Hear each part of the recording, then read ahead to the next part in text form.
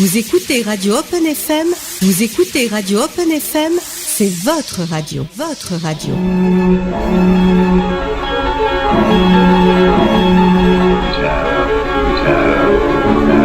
C'est bizarre.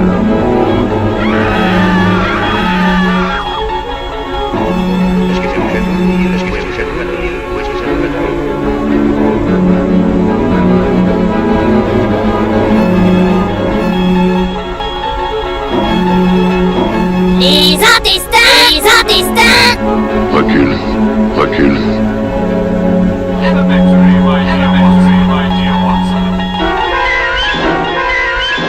Bonjour, vous êtes sur le répondeur des intestins recul. Laissez-nous vos messages. Alors dites votre soi-disant village de, comment vous dites, cet ici, là, où vous prétendiez être dans votre dernière émission. Eh bien, il n'existe pas. Vous inventez des choses, vous mentez aux auditeurs. J'ai cherché partout, vous savez, j'ai consulté des tonnes de guides, des documents, et ben, il n'existe pas, voilà. Alors, faut pas me la faire à moi, hein, je suis pas dupe, hein. C'est une fake news, hein, comme ils disent. Hein.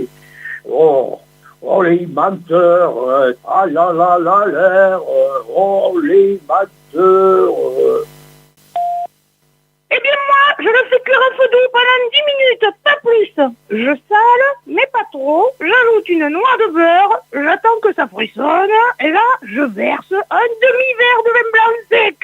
Et voilà, c'est simple, pas cher, et vous m'en direz des nouvelles. Voilà, j'ai 50 ans, j'ai divorcé 4 fois, j'ai un compte à la caisse d'épargne, un chien et 3 chats. Je sais monter à vélo. Hein. J'aime les pommes de terre bouillies dans leur peau, la campagne entre 3 et 4 heures du matin, et le cinéma porno. Alors, Cathy, est-ce que tu veux m'épouser? Alors, dans l'ordre et de mémoire, 717, 14, 8003, 100, 55 322, pardon, 55 323, autant pour moi. Et pour finir, 0,37. Voilà, c'est fini. Faites-en autant. Bonsoir. Ce soir, nous recevons à nouveau nos 3 chercheurs et membres du CRIM, Centre de recherche intermarché des meurtres épouvantables. Ils vont nous rejoindre dans un instant. Ils ne sont pas encore arrivés. Ils sont aux toilettes. Encore ? Tu veux qu'on passe de la musique ? Non.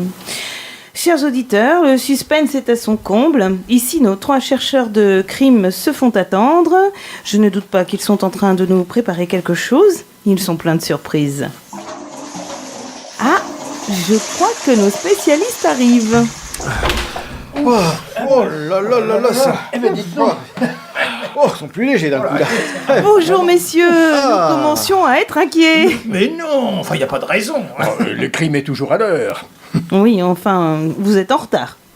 C'est bien ce que je dis, quelle que soit l'heure, c'est toujours l'heure du crime. Les auditeurs vous attendaient. Ah, le crime, lui, n'attend pas. Vous avez réponse à tout. Parfaitement. Et vous savez pourquoi ? Parce que ça nous arrange. Ça nous arrange. Bon, je suppose que vous ne nous expliquerez pas la raison de votre séjour prolongé dans les toilettes. Vous êtes malade ? Non, jamais. Le crime se porte toujours très bien. Vous vous êtes précipité dans les toilettes à la fin de la dernière émission. Vous avez eu peur de Pascal, notre auditeur. Madame, ne prononcez plus jamais ce nom en notre présence. Oulala. Cet auditeur nous a quand même menacé d'assassiner l'émission. Voyons, soyons sérieux, on n'assassine pas une émission. Mais on peut la retirer de l'antenne. Vous n'y pensez pas. Non, enfin, c'est une émission d'utilité publique. C'est la fenêtre du crime. Un espace de liberté où tout peut se dire. Vous pensez qu'il existe beaucoup d'émissions où le crime peut s'exprimer ainsi ? Pour éradiquer le crime, il faut le laisser s'épancher librement. Bien connaître le crime est le plus sûr moyen de l'apprécier à sa juste valeur. Et on ne peut détruire que ce que l'on connaît bien. et que l'on aime. Vous aimez le crime? Mais oui, madame. Qui aime bien, châtie bien. Oui. Nous en apprenons chaque fois un peu plus sur vous, messieurs. Et vraiment, j'avoue que je suis déroutée de plus en plus. J'espère que nos auditeurs ne sont pas trop égarés. Oh non, nous sommes là pour les éclairer. Justement. Éclairons un peu nos auditeurs qui n'auraient pas écouté les émissions précédentes. Présentez-vous à nouveau. Bon, alors bonsoir, je suis Gérard Holmes. Bonsoir Gérard. Donc, vous êtes spécialiste mondial de la détection des causes de crevaison dans les courses de pédalo sur le lac de Sussac. Non, madame. Non? Non. Vous devriez vérifier vos informations, les pédalos du lac de Sussac ont disparu. Ils ont été volés? Ça, nous l'ignorons. Je suppose que vous menez l'enquête. Absolument pas. Ça relève pas de notre compétence, ça. Il y a pas de crime avéré. Aucun corps n'a été retrouvé. De toute façon, je ne m'occupe plus des pédalos. J'étudie à présent les opportunités d'adapter un réacteur à propulsion thermonucléaire de secours sur les montgolfières. Bien. Eh oui. Monsieur Cédric Demille, bonsoir. Vous êtes donc spécialisé dans l'étude des peintures rupestres accessibles aux sourds et malentendants. Non, absolument pas. La nouvelle grande région a coupé les budgets. Je travaille à présent sur l'augmentation de la durée de vie des éponges de cuisine. Mais c'est le travail de votre collègue Bob. Bonsoir Bob. Bonsoir. Oui, en effet, c'était mon travail. Mais j'ai été chassé par une vague qui a suscité l'engouement dans la société spongieuse. Un renouvellement des éponges était nécessaire. Oui, des éponges aux dents longues qui croient absorber plus que les anciennes, mais qui ne sont que de vieilles éponges déguisées. Mon cher Bob, vous n'avez pas le monopole de l'éponge. Bon, je ne veux pas polémiquer avec vous, monsieur. Je vous apprécie en tant que collègue et partenaire du crime. La nouvelle éponge est en marche, vous n'y pouvez rien. Nous verrons bien à l'usage. Ces éponges s'useront bien vite, vous verrez. Bon, mais qu'est-ce que vous faites maintenant, monsieur Bob? Eh bien, je me suis reconverti dans le massage des pieds de lampe et des pieds de grue. Bien. Messieurs, avant de passer à la suite, vous n'avez pas répondu à la question dont tous nos auditeurs attendent la réponse. Que faisiez-vous dans les toilettes? Vous le saurez en temps voulu. Nous ferons très bientôt une grande annonce. D'ici là, vous voudrez bien nous permettre de garder le mystère. À tous les messieurs, très très importants, aux pantalons très chers, avec pas grand chose dedans. À toutes les dames, très très importantes, au brushing très broché, pour bien couvrir leurs lentes. À tous les traits parfumés, à toutes les traits poudrés, à toutes les raies sur le côté, à tous les ongles bien limés.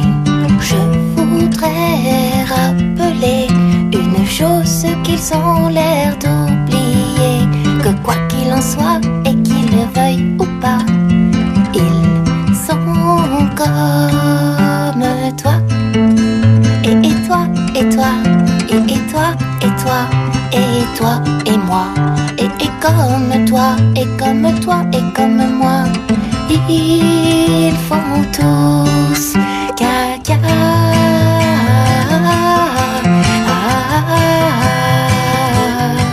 Ils font tous caca.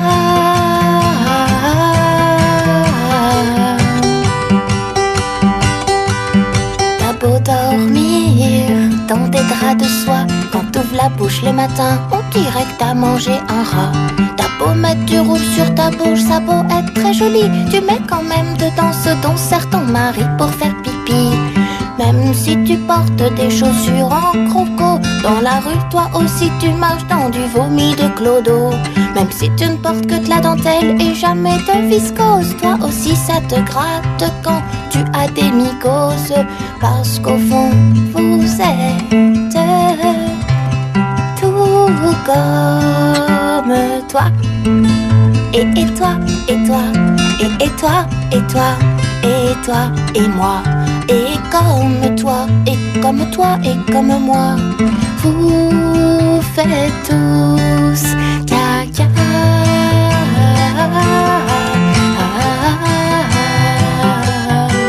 Vous faites tous caca. On fait tous caca.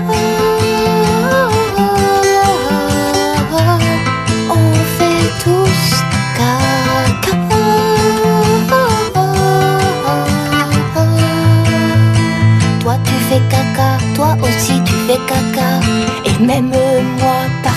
vrai je fais caca. Ta mère elle fait caca, ton père il fait caca. Et même parfois ton père c'est sur ta mère qu'il fait caca. Nicolas il fait caca, Evelyne Delia elle fait caca. Et sœur Emmanuelle, je suis sûre qu'elle faisait des gros caca parce qu'on fait tous caca.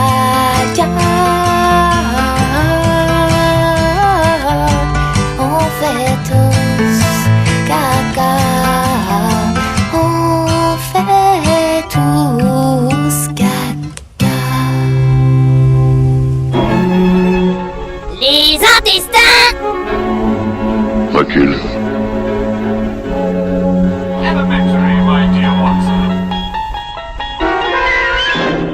Nous allons prendre un premier appel. Bonsoir. Bonsoir madame, bonsoir messieurs, c'est Tati Suzanne. Bonsoir, Tati Suzanne. Bonsoir, Tati Suzanne. De quoi voulez-vous nous parler, madame? Non, pas madame. Appelez-moi Tati Suzanne, s'il vous plaît. D'accord. De quoi voulez-vous nous parler, Tati Suzanne? Oh, c'est pas grand-chose. Je voudrais juste vous faire part à vous et aux auditeurs de mes petits amusements. Vos petits amusements? Nous ne sommes pas là pour nous amuser, madame. Non, pas madame, Tati Suzanne. Oh. Pardon, Tati Suzanne. Il faut pas m'en vouloir. Je ne voudrais pas monopoliser vos ondes, mais vous savez, il faut bien savoir égayer sa petite retraite sans aucune prétention. Oui, mais nous sommes une émission sur le crime, madame. Pas madame, Tati Suzanne. Ah, écoutez, cessez de couper la parole à cette gentille dame, quoi. Allez-y, Tati Suzanne, exprimez-vous. Merci, messieurs. Vous savez, je vous écoute tous les mois. Et vos voix sont pour moi une distraction très précieuse dans la solitude et la tristesse de ma petite vie rabougrie. Oh, je ne suis pas malheureuse, non, loin de là. Mais vous êtes un rayon de soleil. J'aimerais tant vous rencontrer en vrai un jour. Ça peut s'arranger. Oui, nous réglerons ce genre de détails hors antenne. Ah, merci, oui. Vous me faites tellement plaisir. Il faut dire que j'ai pas tant de plaisir que ça. Madame? Tati Suzanne. Oui, Tati Suzanne, vous nous avez appelé uniquement pour obtenir un rendez-vous avec nos spécialistes. Cette émission n'est pas un club de rencontres. Oh, mais laissez Tati Suzanne tranquille. Écoutez, nous quittons le studio si vous continuez à traiter nos auditeurs de la sorte. Vos auditeurs? Ce sont aussi les miens. Qui c'est qui présente cette émission, hein? Voilà. Voilà.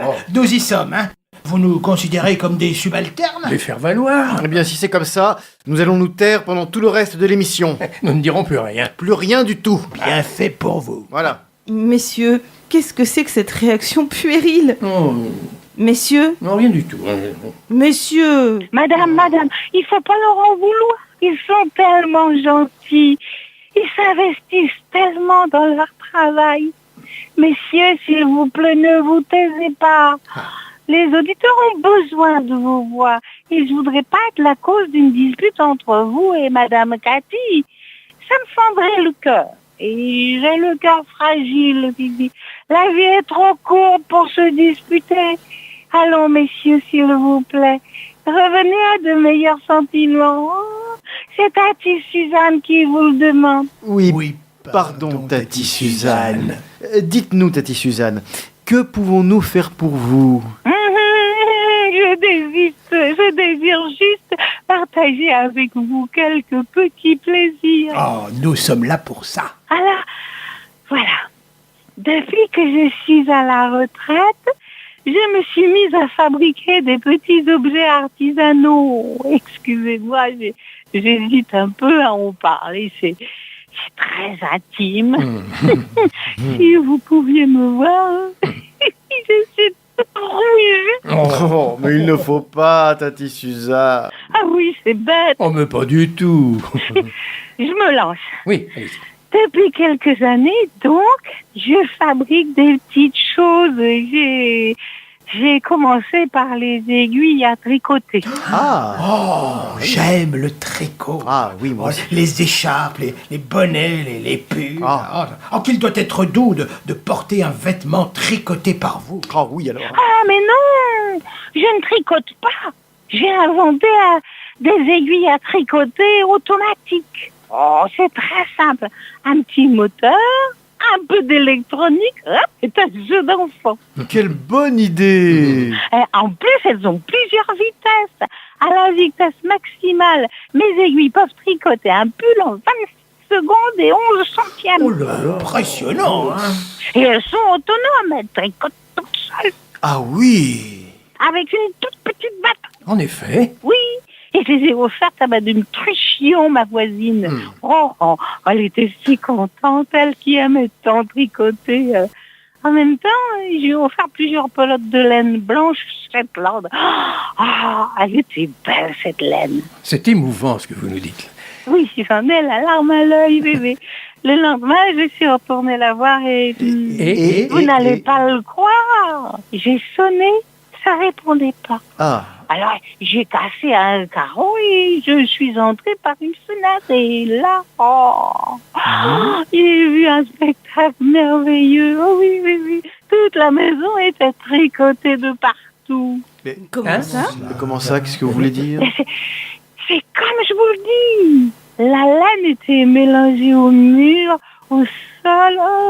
Tout était noué, tricoté.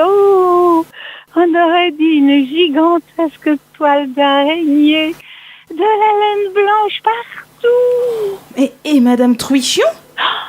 C'est le plus beau. Elle était au centre de la toile d'araignée en laine, comme dans un cocon. Et elle vrombissait. Mais comment ça, elle vrombissait, vous dites? Oui. Enfin, c'était pas tellement elle qui vrombissait. C'était surtout les aiguilles à tricoter. Elles étaient bloquées en position vitesse maximum. Elles s'agitaient à la recherche de la laine ou de quelque chose à tricoter. Les pauvres petites, elles étaient inlassables. Vous auriez vu Madame Truchion. Elle était toute tricotée. La laine ne faisait plus qu'un avec sa chair. On n'aurait pas pu les dissocier. Mais non. Et le plus beau, c'est que les aiguilles lui avaient tricoté un sourire magnifique sur le visage. Elle avait l'air si heureuse. Elle qui aimait tant tricoter. Et cette laine blanche avait pris une couleur rouge d'une émouvante beauté. Que c'est beau. Quelle horreur! Enfin, mais comment ça, quelle horreur? Mais cette pauvre Madame Truichion! Et son sourire alors? Ah bah oui. Vous en faites quoi? Ah bah oui, Vous pouvez pas comprendre, mais nous vous comprenons, Tati Suzanne. Vous nous apportez du bonheur ce soir. Oui. Merci. Et ce jour-là fut pour moi une révélation. Je me suis alors inscrite au concours L'Épine du crime. Vous avez bien fait. Ah oui, alors. D'autant que mon petit-neveu travaille dans une fête foraine. Tiens donc. Ça m'a donné des idées. Oui. En plus, il fait tout ce que je lui demande. C'est gentil. Grâce à lui, j'ai pu déposer plusieurs brevets et j'ai gagné le concours à de nombreuses reprises. Bravo, Tati Suzanne. Vous pouvez nous citer quelques-unes de vos inventions? Bien sûr. Alors, j'ai inventé les autotamponneuses électrifiées. Sensation garantie. La photo flash. Deux stands se font face. Sur l'un, vous êtes photographié en passant la tête dans un décor de votre choix. Et le stand d'en face est un tir à balles réelles. C'est drôle. En effet. J'ai quelques grands classiques. Les poupées qui explosent une fois qu'elles ont été gagnées. Les friandises océaniques. Ça marche bien, oui. Les toboggans avec des testions de bouteilles à l'arrivée. Les ballons de baudruche avec menottes. Oui. Et les enfants se retrouvent prisonniers. Ils s'envolent. Chouette. Bravo. Le train fantôme, à chaque fois qu'un groupe y entre, l'un d'entre eux est sûr d'y rester. Ça augmente le suspense. Oui. Mais là, je suis en train de travailler sur mon prochain projet. Au début, je voulais faire un grand œuf, simplement pour faire plus fort que le grand 8. Vous connaissez le grand 8? Oui, bien sûr, tout à fait, bien sûr, bien sûr. Mais je me suis dit, non, Tati Suzanne, c'est pas digne de toi. Tu dois aller plus haut. Alors j'ai inventé le grand 6. Et quand on arrive au haut du grand 6, on est éjecté comme sur un tremplin. Quelle imagination! Je vais appeler la police. Enfin, mais alors, allons laisser sa dignité à cette dame? Bien sûr. Non, mais quand même. Excusez-moi. On a sonné. Je vais devoir vous laisser. Non, mais je vous en prie, madame, allez-y. Oui, et n'hésitez pas à nous rappeler quand vous voulez, hein? Oui, quand Merci. vous voulez. Ah, merci. Oui, c'est drôle. Vous savez qui c'est qui vient me voir? Non. C'est mon petit-neveu. Vous voulez lui dire un mot? Il sera content, il vous adore. Oui. Avec plaisir, Tati Suzanne, avec plaisir. Allez, Pascal, viens voir ces messieurs, ils veulent te parler. Pascal. Non, pas Pascal. Non, laissez-moi passer, Non. Je suis désolée, mais ils sont partis aux toilettes. On vient de renvoyer la bonne, paraît qu'elle volait des sous à maman. Elle a pleuré comme une folle, crié que c'est injuste et fait des serments. C'est moi qui dis qu'il avait vu. Naturellement, tout le monde l'a cru. C'est pas vrai, mais ça fait plaisir. Je sais pas ce que j'aime bien mentir. Ça tourne pas rond dans ma petite tête. Parfois j'ai des drôles d'idées. C'est pas ma faute, mais quand je m'embête, faut que je fasse des bêtises. J'aime bien casser 2-3 vitres et faire croire après que c'est les courants d'air. Avec une fourchette à huîtres, j'ai crevé un œil au chat de grand-mère. Quand je suis toute seule, je dis des gros mots. Et je vide les bouteilles de Porto. Je regarde dans les livres défendus les dessins des messieurs tout nus. Ça tourne pas rond dans ma petite tête. Parfois j'ai des drôles d'idées. C'est pas ma faute, mais quand je m'embête, faut que je fasse des bêtises. Paraît qu'avec de la poigne on peut me guérir, a dit le docteur. Faudrait que j'aille à la campagne. Moi ça me plairait bien. J'aime tellement les fleurs. Pour leur arracher les pétales. Je sais pas ce que j'ai. J'aime bien faire mal. Depuis que mon petit frère s'est noyé et qu'on a dit que je l'ai poussé. Ça tourne pas rond dans ma petite tête. Parfois j'ai des drôles d'idées. C'est pas ma faute, mais quand je m'embête, faut que je fasse des bêtises.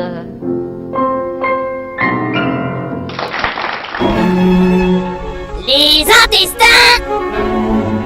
Recule.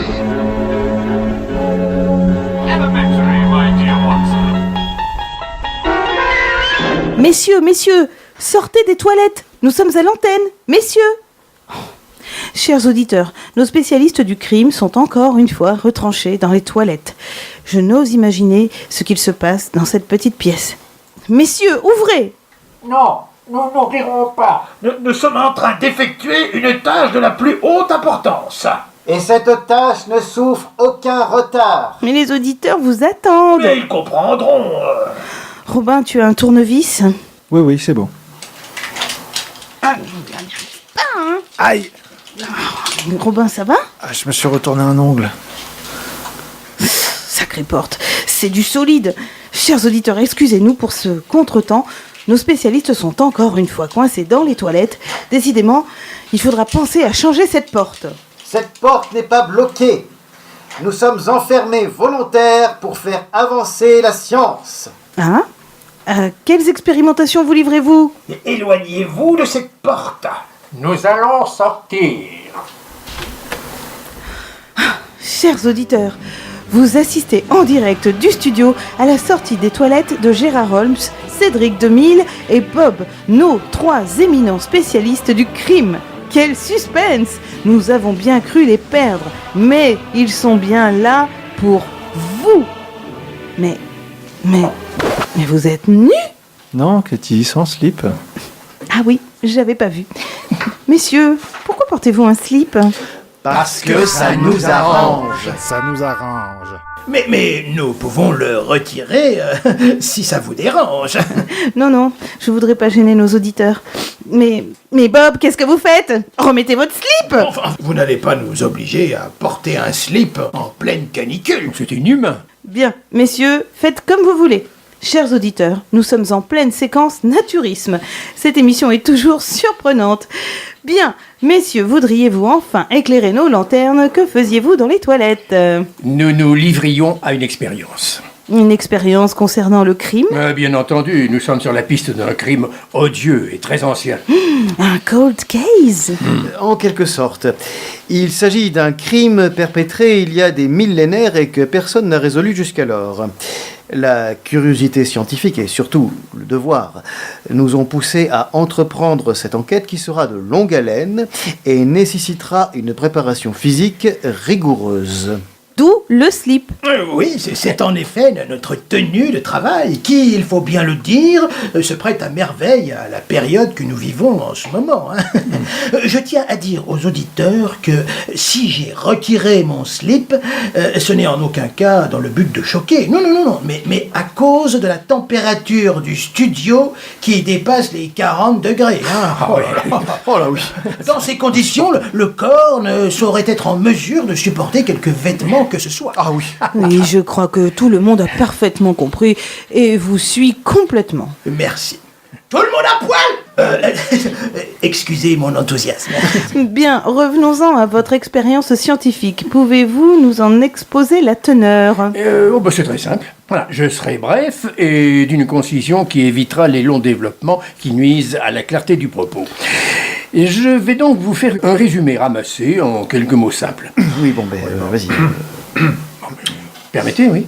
Nous avons été alertés par une mystérieuse lettre qui nous a été adressée il y a quelques jours. Cette lettre, écrite sur un papier de très mauvaise qualité, tenant plus du parchemin mangé par les champignons et le sel que du vin blanc supérieur 90 grammes, cette lettre donc évoquait un crime épouvantable. Commis, voici il y a plusieurs siècles. Oui, nous n'avons pas tenu compte de ce courrier dans un premier temps, tant il nous paraissait fantaisiste. Mais comme les crimes épouvantables sont notre spécialité, nous avons décidé de prendre cette épineuse affaire à bras le corps. Aïe, ça pique. Vous êtes fait mal? Non, c'est parce que prendre une épineuse affaire à bras le corps, ça pique. Comprends pas. Moi non plus.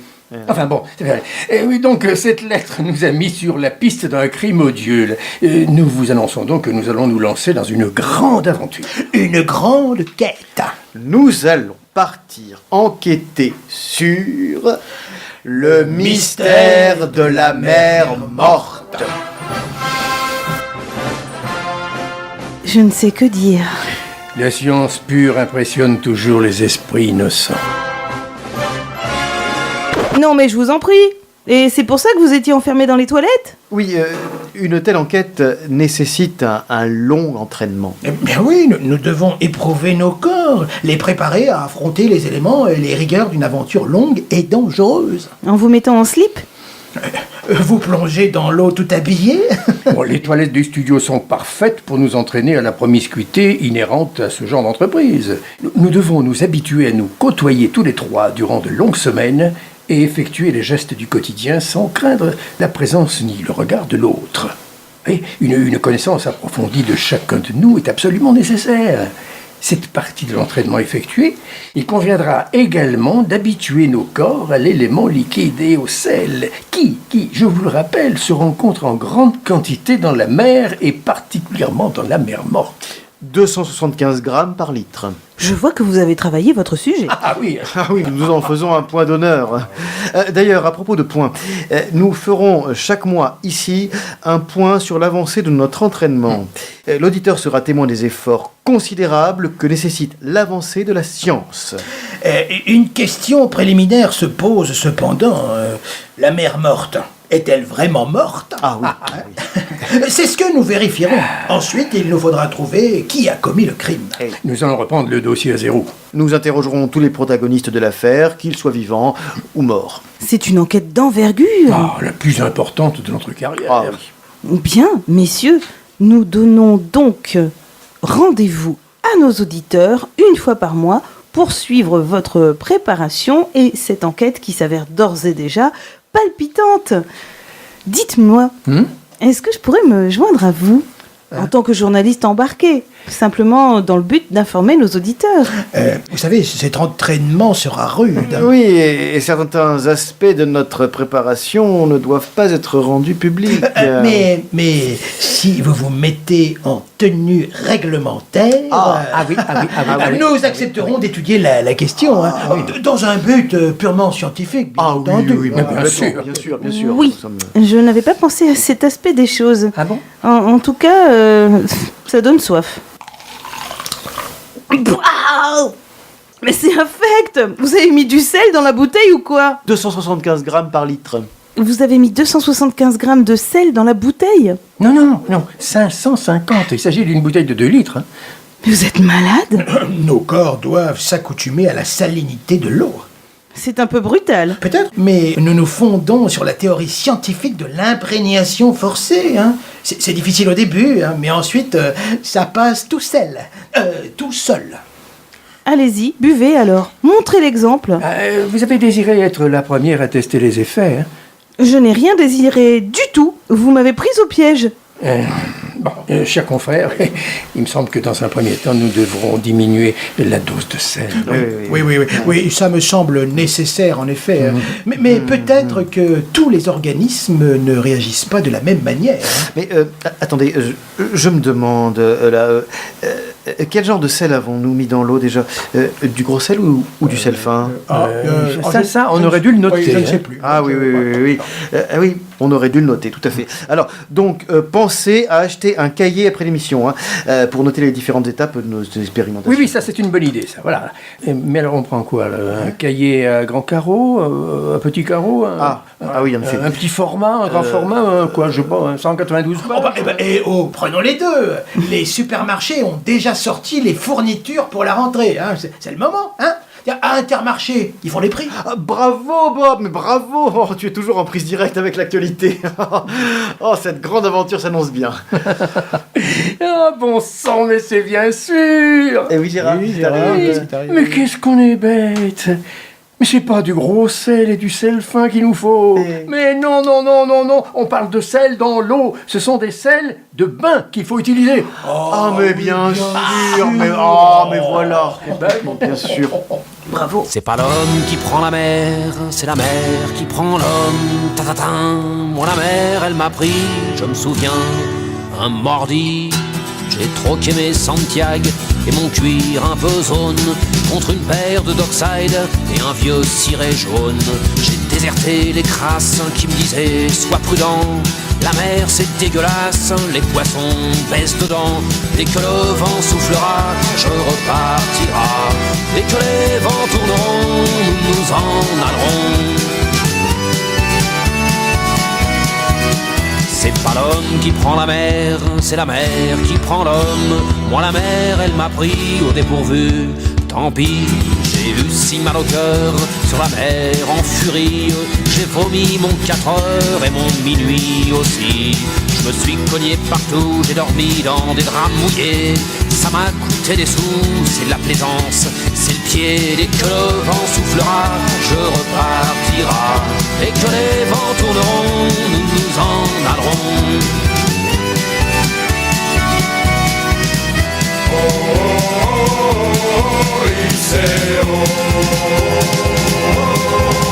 C'est pas l'homme qui prend la mer, c'est la mer qui prend l'homme. Mais elle prend pas la femme qui préfère la campagne. La mienne m'attend au bord, au bout de la jetée. L'horizon est bien mort dans ses yeux délavés. Assis mise sur une bite d'amarrage. Elle pleure son homme qui la quitte. La mer c'est son malheur. Dès que le vent soufflera, je repartira. Dès que les vents tourneront, nous nous en allerons. C'est pas l'homme qui prend la mer, c'est la mer qui prend l'homme. Moi la mer elle m'a pris comme on prend un taxi. Je ferai le tour du monde pour voir à chaque étape si tous les gars du monde veulent bien me lâcher la grappe. J'irai aux quatre vents foutre un peu le boxon. Jamais les océans n'oublieront mon prénom. Dès que le vent soufflera, je repartira. Dès que les vents tourneront, nous nous en allerons.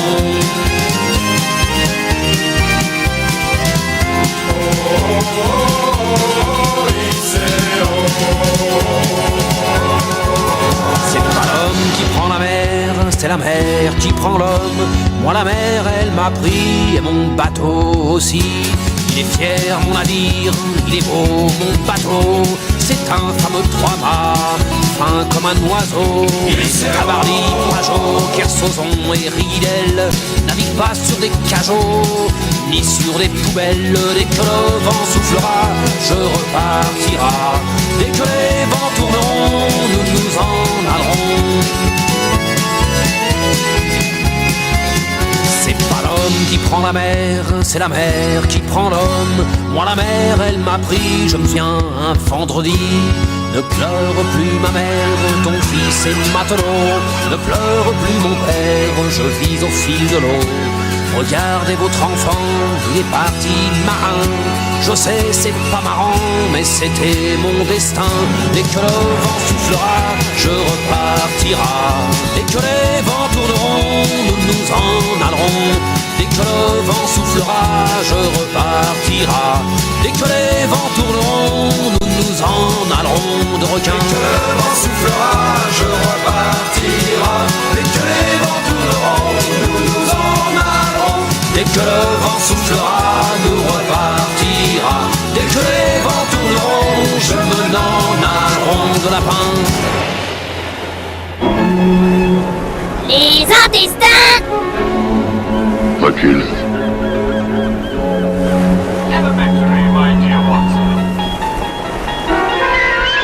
Nous voici de retour en studio, en direct des toilettes, en plein entraînement pour le grand voyage vers la mer morte. L'ambiance est studieuse ici, la chaleur est à son comble, mais nos corps commencent à s'y habituer. Vous saisissez enfin l'intérêt de la tenue de travail. Hein ? Tout à fait, une tenue parfaitement adaptée à la situation. Ah, je crois qu'un auditeur ou une auditrice souhaite nous joindre. Peut-être pour nous faire part de son exaltation provoquée par le souffle épique qui nous emporte. Allô, j'écoute. Oui, je suis bien au crime ici. Parfaitement. Le Centre de recherche intermarché des meurtres épouvantables. Qu'est-ce qu'on peut faire pour vous ? Voilà, je suis très inquiète au sujet de la charcuterie. Si c'est que vous avez peur d'avoir avalé de la saloperie, il vaudrait mieux que vous appeliez un médecin. Non mais, quand je dis la charcuterie, je veux parler d'un magasin près de chez moi, tenu par un charcutier traiteur et sa petite amie. Ah bon ? Ah bon ? Et comment s'appelle cette boutique, si vous voulez bien nous le dire à l'antenne ? Au cochon qui sommeille. Les cochons qui sommeillent. Dites-vous, madame, vous êtes sûre que c'est une charcuterie ? Ce serait pas plutôt un sex shop ? Parce que là, vous êtes tombé sur des spécialistes. Pourquoi ? Eh ben, parce que chacun de nous, vous savez. Non mais, j'ai pas le cœur à la gaudriole, hein. Oh, et quand il se réveille de son sommeil, eh ben, figurez-vous qu'actuellement, justement... Ça suffit, on n'est pas chez Brigitte Lahaye ici. J'aurais jamais pensé que le printemps vous travaille à ce point à vos âges. À nos âges. J'ai dit stop. Bon. Mais qu'est-ce que c'est que ces trois détectives à la mort moelle-neu, là? Oh, les trois petits cochons, ça va maintenant. Excusez-les, madame, vous avez la parole, ils sont en plein entraînement difficile, les esprits s'échauffent. Il n'y a pas que les esprits qui s'échauffent. Expliquez-nous votre problème. Oui, je suis cliente depuis longtemps à la charcuterie au cochon qui sommeille. Elle est tenue par un gentil petit couple, hein. Mais depuis quelque temps, leur relation s'est détériorée. Il s'insulte, il la traite de boudin, elle lui répond « espèce d'andouille » ou « gros lard, prends-moi pour un jambon ». Et j'ai surpris de vilains gestes entre eux. Ils se menacent avec des couteaux, des hachoirs. Oh vous savez, ce sont des choses qui arrivent dans tous les couples, ça. Oui, mais ce qui m'inquiète, c'est que sa copine a disparu depuis quelque temps. Oh, elle s'est sûrement absentée momentanément. Oui, elle a pris un peu de vacances. Elle est retournée chez sa mère pour faire une petite pause, quoi. Ah non, je crois pas, hein. Tout le monde est inquiet dans le quartier, hein. Si vous pouviez venir enquêter... Oui, madame. Nos 3 détectives vont venir enquêter dans cette charcuterie et vont rapidement tirer cette affaire au clair. Donc, messieurs, on fait une pause dans l'entraînement. Ils sont déjà partis. Magie de la radio... Nous voici sur la transition en direct de la charcuterie au cochon qui sommeille, en présence du charcutier. Mais dites-moi, c'est quand même bizarre, ça. Votre copine ne peut pas avoir disparu comme ça. Eh ben, c'est pourtant vrai. Et puis, je vois pas ce que vous venez faire chez moi. Il paraît que vous ne vous entendiez plus très bien ces derniers temps. C'est ça. Dites tout de suite que je l'ai tué. Mais nous sommes là pour résoudre cette énigme, hein. Oui, quand même. Et d'abord, si je l'avais tué, comment j'aurais fait pour faire disparaître le corps? Nous n'en sommes pas là. Nous n'en sommes pas là, monsieur. Non. Nous allons commencer par fouiller votre boutique. Voilà, avec votre permission. Voilà. Alors, voyons voir. Voilà. Pâté aux truffes. Tripes à la mode de Caen. La jambe de porc, sauce, j'arrive pas à dire le nom de la sauce. C'est ces boîtes là. Hop. C'est pas très important. Ça alors, dites donc. Venez voir, là, venez voir. Regarde. Quoi? Oui, qu'est-ce que c'est? Regardez cette boîte de conserve. Oui, c'est une boîte de conserve, en effet. Oui. J'ai pas la berlue, non? Oui. Qu'est-ce que vous lisez sur l'étiquette? Fais voir. Pâté de compagne. Oh, mais vous croyez qu'il aurait... Oui, je crois qu'il aurait... Ah oui, c'est fort possible, en effet, oui. Mais c'est horrible. La pauvre petite. On va lui en parler. Ah oui. Dites-moi, monsieur, est-ce que par hasard... Mais qu'est-ce que vous faites avec ce hachoir? Pâté de compagne. Eh oui, vous avez découvert la vérité. Mais... Je ne peux plus vous laisser repartir maintenant. Non.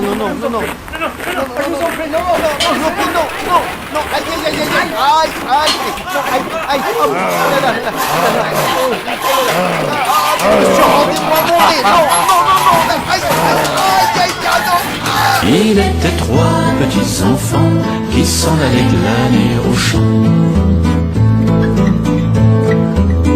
Ils sont allés chez le boucher. Boucher, voudrais-tu nous loger?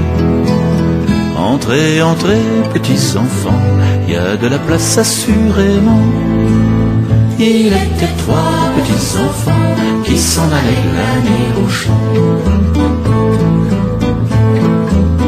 Ils n'étaient pas plutôt rentrés que le boucher les a tués, les a coupés en petits morceaux, mis au saloir comme pourceaux.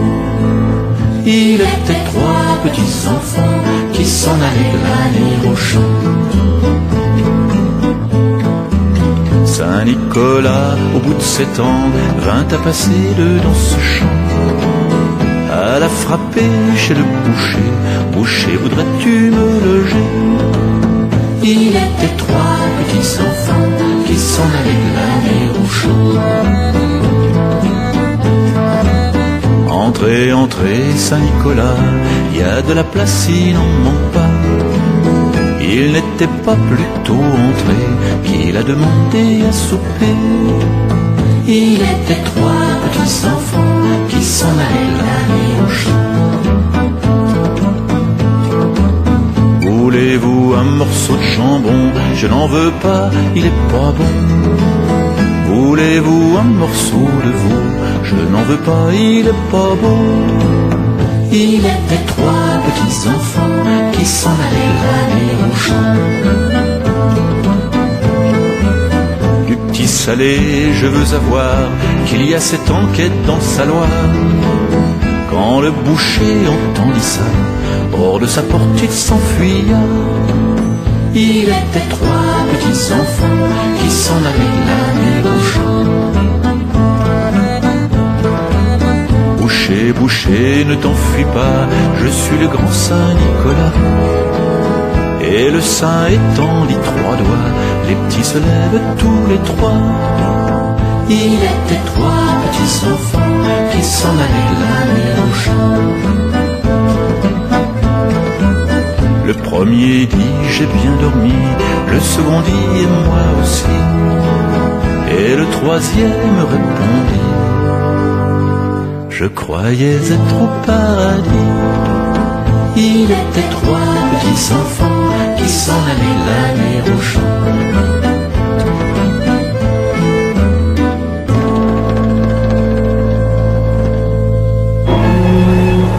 Les intestins. Recule.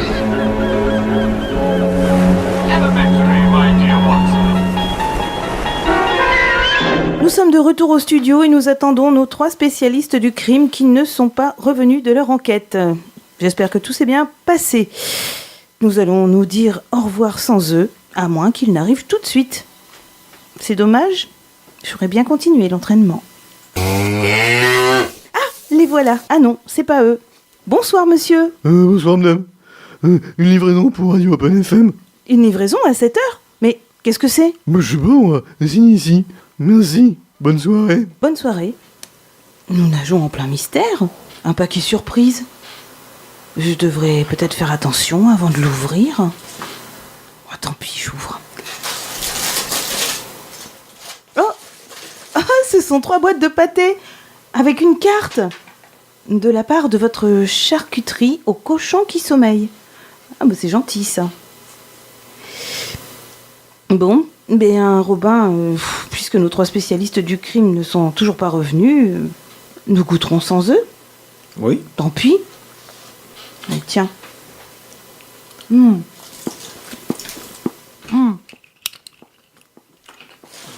Ah, c'est salé, hein. Ah oui, très. C'est une dent. T'as perdu une dent? Mais c'est pas la mienne. T'as pas perdu une dent? Non. Ah bon? Oh, tiens. On dirait... C'est pas... On dirait un cheveu. C'est marrant, c'est bizarre, ça ressemble à la couleur de cheveux de Bob. Ah oui, tout à fait, oui. C'est étrange. C'est marrant. Oh, alors, regarde ce bout de peau. On dirait la tache de naissance de Gérard Holmes, ça. Mais c'est fou, ça. Bah, alors... Et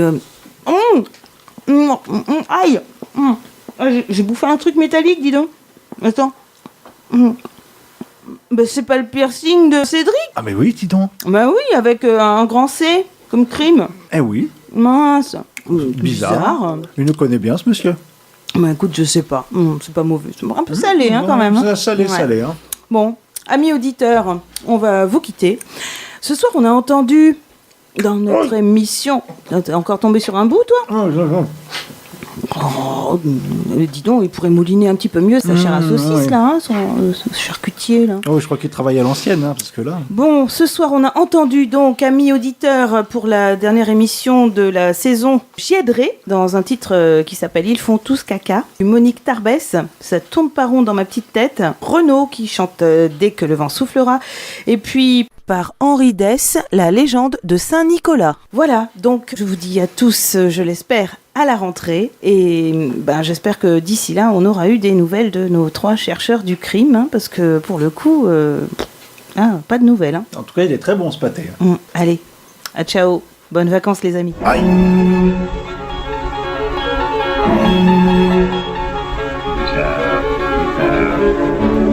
C'est bizarre.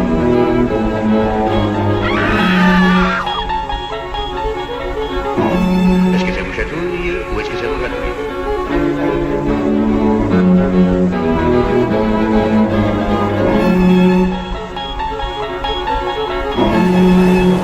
Les intestins. Recule.